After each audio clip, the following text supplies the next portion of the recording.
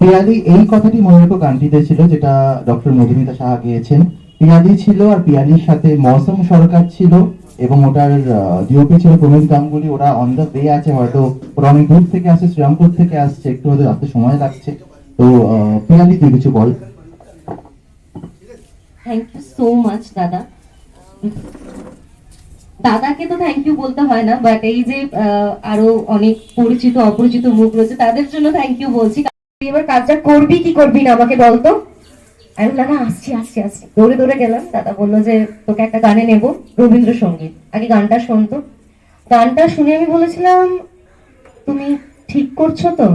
তার কারণ হচ্ছে শুধু এই গানটা না, মানে আমি যে গানটা করেছি এছাড়া বাদ বাকি যে গানটা কিছুক্ষণ আগেই যা যা বলছিল এখানে, যে একটা অসাধারণ আর কি ব্যাপার হয়েছে।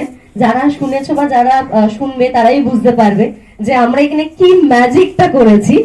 তো সেইটা শুনে আমি বলেছিলাম যে তুমি ঠিক করছো তো, তার কারণ কিছু টিপিক্যাল মানুষরা রয়েছে যারা এটা নিয়ে অনেক রকম কথা বলতে পারে। তখন দাদা বললো তো চল না দেখি কি হয়। হ্যাঁ হ্যাঁ চলো। কাজটা করা হলো, এবং প্রত্যেকটা গানের শুটিং আমি যেতে পারিনি, কিন্তু আপডেট পেয়েছিলাম যে কি হচ্ছে কি না হচ্ছে। সব মিলিয়ে যখন শেষ হলো এবং যখন গানগুলো আমাদের জি মিউজিক বাংলাতে রিলিজ হলো, তারপরে যা ফিডব্যাক পেলাম, বাজে ফিডব্যাক ভালো ফিডব্যাক সবটা পেয়েছি। মানে একটা কয়েনের তো দুদিকই থাকে, ঠিক সেরকমই। হ্যাঁ মানে আমি তো সবটা নিয়েই বলছি যে সব জিনিসই ভালো খারাপ থাকে। তো ভালো ফিডব্যাকও পেয়েছি, খারাপ ফিডব্যাকও পেয়েছি। আমরা খারাপটাকে ভালো করে নিয়ে নিয়েছি।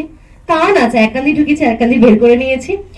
অনেক আপস এন্ড ডাউনস আমরা আর কি দেখেছি এই ভিডিও করতে গিয়ে, রাতের পর রাত আলোচনা, অনেক অনেক অনেক কিছু হয়েছে। তবে বলে না যে যার শেষ ভালো তার সব ভালো, শেষটা কিন্তু সত্যি খুব ভালো হয়েছিল আমাদের। প্রত্যেকটা গানে, প্রত্যেকটা গান রেকর্ডিং থেকে বা ভিডিও শুট থেকে সবটা, এডিটিং মিক্সিং সবকিছু নিয়ে শেষটা কিন্তু ভালো হয়েই গেছিল। তাই শেষ ভালো হয়েছে, তোমাদের সবকিছু ভালো হয়েছে। আজকে আমরা এখানে সবাই রয়েছি। আর once again thank you so much. এই যে যারা রয়েছে তাদের জন্য বলছি, এমনি কিন্তু নয়।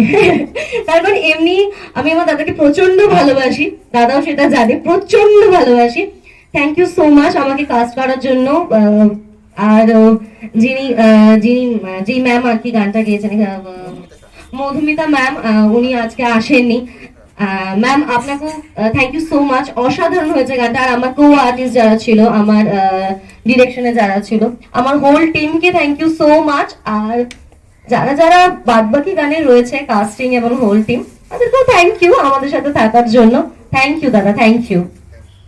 ইনফ্যাক্ট পিয়ালির গানটাই কিন্তু ফেসবুকে, আমি যে ফেসবুকের ভিউজ দিয়ে যাই, maximum number of views within less than 1 মান্থের মধ্যে 30,000 ভিউজটা কিন্তু একমাত্র পিয়ালির গানটাই পেয়েছে ফেসবুকের ভিউজের দিক থেকে। তো that was a great feat, সবাই খুব এনজয় করেছে। একটা স্টোরি মোডে ছিল, খুব সুন্দর অ্যাক্টিংটা করেছে। আর ও তো অ্যাক্টিং করেই, তো মানে খুব ভালো অ্যাক্টিং করে, আমি দেখেছি টিভিতেও। Very nice, thank you. ভালো অ্যাক্টিং করেছো গো বাদবাকিগুলোতে। তুমিও আমার আমার মিউজিক ভিডিওতে দাদাও একটা ছোট্ট পার্টে ছিল, কিন্তু বলে না যে যারা অভিনয় করতে জানে তাদের এইটুকু দেখলেও বোঝা যায় যে তারা হ্যাঁ অভিনয়টা পারে। তুই বিশ্বাস কর, আমি কিছু করিনি। ঠিক আছে, তুই বসে বড় করে।